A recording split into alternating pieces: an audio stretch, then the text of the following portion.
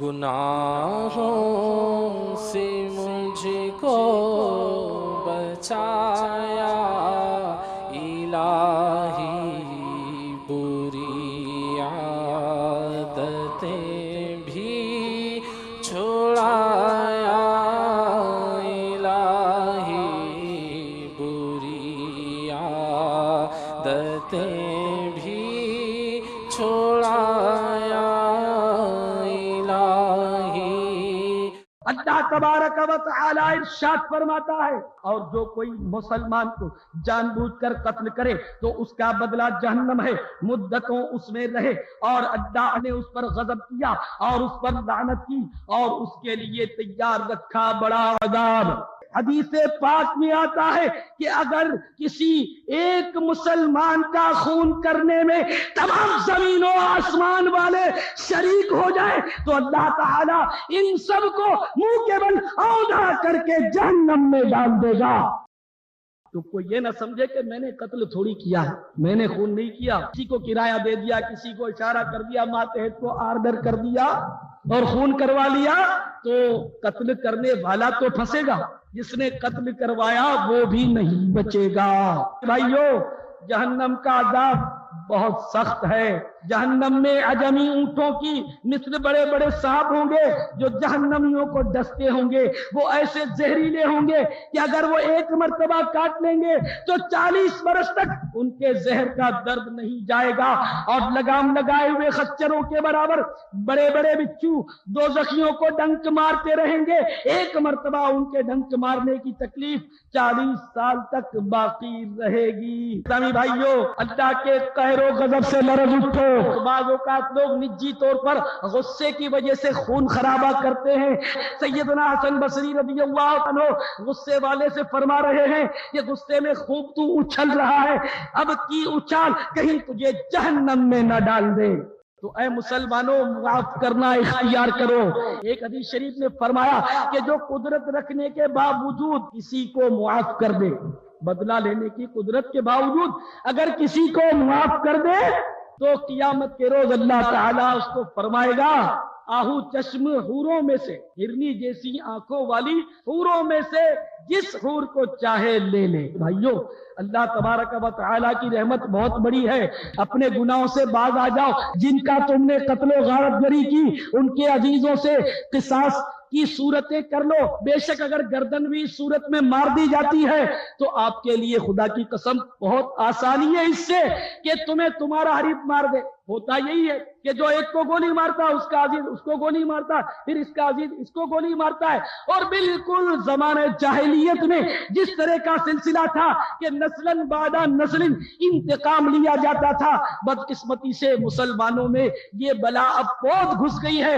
افسوس، مرنے والا ایک تو مر جاتا ہے لیکن مارنے والا یہ نہیں سوچتا کہ شاید یہ گھر کا ایک ہی کمانے والا ہو، شاید اس کے بیچارے کے چھوٹے چھوٹے بچے ہوں، شاید اس کا سارا خاندان اسی پر پلتا ہو، اور اب میں نے ایک کو نہیں مارا بلکہ پورے خاندان کو اجاڑ کر رکھ دیا، بیچاری کو میں نے بیوہ کر دیا، بچوں کو یتیم کر دیا، اس کے دوستوں کو محروم کر دیا، اور نہ جانے ایک کے قتل سے معاشرے کا کتنا نقصان ہو جاتا ہے۔ اور اگر بندہ مرا نہیں زخمی ہو گیا تو بیچارہ بعض اوقات عمر بھر کے لیے معذور ہو جاتا ہے، اور اگر یہ بھی ایک ہی کمانے والا ہے تو سارے کا سارا خاندان اس کا اجڑ جاتا ہے۔ اور یہ بندہ جب تک بیچارہ زندہ رہتا ہے لوگوں کے ٹکڑوں پر، لوگوں کی ٹھوکروں پر اور حقارتوں پر جیتا ہے۔ تو اے مسلمانوں، جلدی جلدی توبہ کر لو، جلدی جلدی توبہ کر لو۔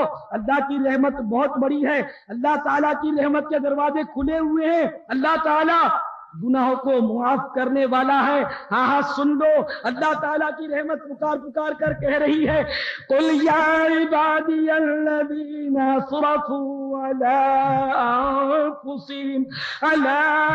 أَنفُسِهِمْ لَا تَقْنَطُوا مِن رَّحْمَةِ اللَّهِ إِنَّ اللَّهَ يَغْفِرُ الذُّنُوبَ جَمِيعًا ترجمہ کنزُ الایمان، تم فرماؤ اے میرے وہ بندو جنہوں نے اپنی جانوں پر زیادتی کی، اللہ کی رحمت سے نا امید نہ ہو، بے شک اللہ سب گناہ بخش دیتا ہے، بے شک وہی بخشنے والا مہربان ہے۔ مزید آگے ارشاد فرمایا وَأَنِيبُوا إِلَىٰ رَبِّكُمْ وَأَسْلِمُوا لَهُ مِن قَبْلِ أَن يَأْتِيَكُمُ الْعَذَابُ ثُمَّ لَا تُنصَرُونَ۔ ترجمہ کنزُ الایمان، اور اپنے رب کی طرف رجوع لاؤ اور اس کے حضور گردن رکھو قبل اس کے کہ تم پر عذاب آئے پھر تمہاری مدد نہ ہو۔ طرح طرح کی زیادتیاں کرنے والوں، اگر تمہارا ایمان برباد ہو گیا تو کیا کرو گے؟ اللہ تبارک و تعالی ہمارے حال پر رحم فرمائے، اور اے کاش ہم ایک دوسرے کے حقوق العباد معاف کر دیں۔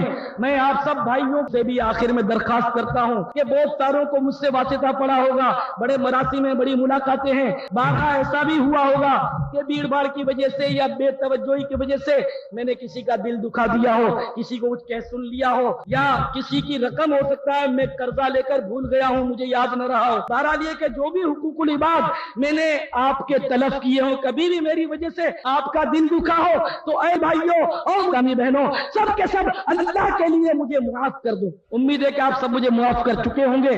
رام قرضہ تو اگر قرضہ کسی کا میں لے کے بھول گیا ہوں تو مجھے یاد دلا کر لے لیں، ویسے اول تو مجھے یاد نہیں آ رہا، میں نے احتیاطاً عرض کیا تو مجھ سے وصول کر لیں۔ کوئی سا حق رہ گیا ہو، دل دکھایا ہو، جو بھی کیا ہو، اگر آپ معاف کرنا نہیں چاہتے تو میرے جیتے جی مجھ سے بدلہ لے لیں، مجھے آخرت میں بدلہ آپ مجھ سے طلب مت کرنا، آپ کا بڑا احسان ہوگا۔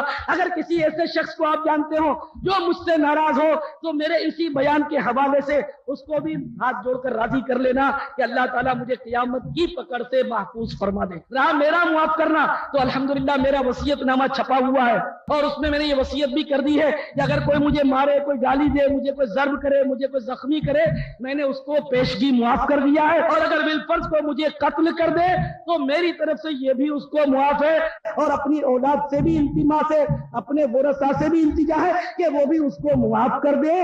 اور قیامت کے روز اللہ تعالیٰ نے محبوب کے صدقے میں اگر جنت کا کوئی کونا نصیب کر دیا تو اپنے قاتل یعنی مجھے شہادت کا جام پلانے والے کو انشاءاللہ جنت میں ساتھ لیتا جاؤں گا، بشرطے کہ میرا قاتل ایمان پر دنیا سے رخصت ہوا ہو۔ اس طرح کا وصیت نامہ میرا چھپا ہوا الحمدللہ۔ دنیا میں آئے ہیں تو مرنا پڑے گا، میں نہیں چاہتا کہ کوئی دشمنی مجھ پر اتارے اور خدا نہ کرے میری وجہ سے جہنم میں چلا جائے۔ اور میں نے ابھی حدیث سنائی تھی آپ کو کہ معاف کرنے کے فضائل بہت ہیں، تو انشاءاللہ مرنا تو ہے، اگر شہادت کی موت ملتی ہے زہر نصیب مدینے میں شہادت ملے تو سبحان اللہ۔ بہرحال اللہ تعالیٰ میرے حق میں بہتر کرے، آپ کی بھی حفاظت فرمائے، آپ کے صدقے میں مجھے بھی اللہ تعالیٰ دین کی خدمت کے لیے زندہ کرے، اگر زندہ رکھے۔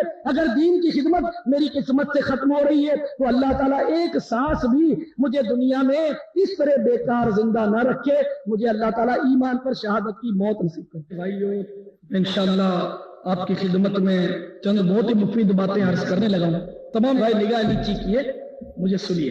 دیکھیے دنیا میں آئے تو اب یہ کہ آفتیں پیچھا کیے آ رہی ہیں، مشکلات کا ہر طرف جال بچھا ہوا ہے، دہشت گردیاں تو ہو ہی رہی ہیں۔ اب میں نے جو بیان کیا ظاہر ہی ہے تو بیچارے شرفا لوگ جمع ہوتے ہیں اس میں، ڈکیت یا ڈاکو یا اچکے یا دہشت گرد۔ دعوت اسلامی اجتماع میں بعضوں کا اس طرح کے لوگ آئے اور پھر انہوں نے الحمدللہ توبہ کر لی اپنے کرتوتوں سے۔ تو یہ کہ اپنی طرف سے سیفٹی کے لیے کوئی گارڈ رکھتا ہے، رقم کو لاکر میں رکھتے ہیں، اپنے پاس لائسنس والا اسلحہ رکھتے ہیں لوگ، تو اس طرح مطلب دنیاوی تحفظ کا تو یہ بڑے لوگ جو ہے پیسے والے لوگ اس طرح کے لوگ انتظام کر لیتے ہیں، اور ان کے پاس رقم بھی ہوتی ہے۔ ہر شخص گارڈ نہیں رکھ سکتا، یا اپنا خرچہ پورا نہیں ہوتا، گارڈ کا کہاں سے خرچہ لائے گا؟ اللہ تبارک و تعالی اور اس کے پیارے محبوب صلی اللہ تعالی علیہ وسلم کے بتائے ہوئے طریقے میں بہت ساری ایسی باتیں کہ جس میں بہت تحفظ ہوتا ہے، بہت فوائد ہوتے ہیں۔ اگر ہم سنتوں پر چلیں تو بڑے مسائل جو ہیں وہ سنتوں کی برکت سے حل ہو جاتے ہیں۔ اب مثلا گھر سے نکلتے وقت جیسے بندہ گھر سے باہر نکلتا ہے تو وہ خطرات سے دو چار ہوتا ہے کہ یہ مار دے گا، وہ کاٹ لے گا، وہ ڈوٹ لے گا، یہ ایکسیڈنٹ ہو جائے گا، بہت مطلب ہے کہ خطرات ہر طرف۔ تو اگر گھر سے نکلتے وقت ہی بندہ جو ہے محتاط ہو جائے اور سنت کے مطابق نکلے تو کیا بات ہے۔ چنانچہ ابن ماجہ جو سیاست کی حدیث ہے وہ میں آپ کو سناتا ہوں۔ رحمت عالم نور مجسم شاہ بنی آدم رسول اکرم شفیع امم صلی اللہ تعالی علیہ وسلم نے ارشاد فرمایا جب آدمی اپنے گھر کے دروازے سے باہر نکلتا ہے تو اس کے ساتھ دو فرشتے مقرر ہوتے ہیں. جب وہ آدمی کہتا ہے بسم اللہ تو وہ فرشتے کہتے ہیں تو نے سیدھی راہ اختیار کی. اور جب انسان کہتا ہے لا حول ولا قوت الا باللہ تو فرشتے کہتے ہیں اب تو ہر آفت سے محفوظ ہو گیا. جب وہی بندہ کہتا ہے توکلت علی اللہ تو فرشتے کہتے ہیں اب تجھے کسی اور کی مدد کی حاجت نہیں. اس کے بعد اس شخص کے دو شیطان جو اس پر مسلط ہوتے ہیں وہ اس سے ملتے ہیں تو فرشتے کہتے ہیں اب تم اس کے ساتھ کیا کرنا چاہتے ہو؟ اس نے سیدھا راستہ اختیار کیا، تمام آفتوں سے محفوظ ہو گیا اور اللہ کی امداد کے علاوہ دوسرے کی امداد سے بے نیاز ہو گیا. تو آپ نے ملاحظہ فرمایا کہ اتنی سی دعائیں جو گھر سے باہر نکلتے وقت آدمی پڑھ لے تو کتنے اس کے فوائد ہیں کہ سیدھی راہ بھی اختیار کرتا ہے. فرشتہ اس کو کہتا ہے تو نے سیدھی راہ اختیار کی اور پھر کہتا ہے کہ تو ہر بلا سے آفت سے محفوظ ہو گیا اور اللہ کے سوا دوسرے کی مدد سے بے نیاز ہو گیا. تو کیوں نہ یہ دعا ہم سب یاد کر لیں. جب بھی دعا پڑھیں تو یہ قاعدہ یاد رکھیں کہ اول آخر درود شریف پڑھنا چاہیے، ورنہ یہ دعا جو ہے یہ زمین اور آسمان کے درمیان معلق رہتی ہے، قبولیت کا درجہ نہیں حاصل کرتی. ہو سکتا ہے آپ میں سے کسی نے اپنے گھر پہ گارڈ رکھا ہوگا، بڑے بڑے تالے بھی لگاتے ہوں، چلیے تالے بھی لگائیے، گارڈ بھی رکھیے، حفاظت کا سارا اہتمام کیجیے. مگر ایک حفاظت کا اور اقدام میں آپ کو بتا دیتا ہوں اپنے گھر کی حفاظت کا بہترین اقدام. تفسیر کبیر میں سیدنا امام فخر الدین رازی رحمت اللہ تعالی علیہ فرماتے ہیں جس نے اپنے گھر کے باہری دروازے پر مین انٹرنس جو ہوتا ہے مین گیٹ، جس نے اپنے گھر کے باہری دروازے پر بسم اللہ الرحمن الرحیم لکھ لیا وہ ہلاکت سے بے خوف ہو گیا. آپ کا گارڈ ایک طرف، آپ کے بڑے بڑے تالے ایک طرف اور میرے پاک پروردگار کا مبارک نام ایک طرف. یہ بہت ہی آسان عمل ہے گھر کی حفاظت کے لیے. سفر میں دشمن کا جب خوف ہو تو بہت ہی آسان عمل ہے اس کا کہ سورۃ قریش پڑھ لیں تو انشاءاللہ آپ دشمن سے محفوظ ہو جائیں گے. تو ایمان مضبوط ہو، عقیدہ پختہ ہو تو انشاءاللہ مطلب مدینہ ہی مدینہ ہے. گناہوں سے مجھ کو بچایا الہی، بری عادتیں بھی چھڑایا الہی، بری عادتیں بھی چھڑایا.